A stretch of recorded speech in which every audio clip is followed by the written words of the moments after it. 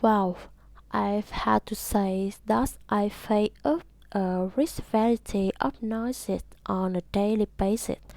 The first tip of noise is from traffic, especially during the rush hours.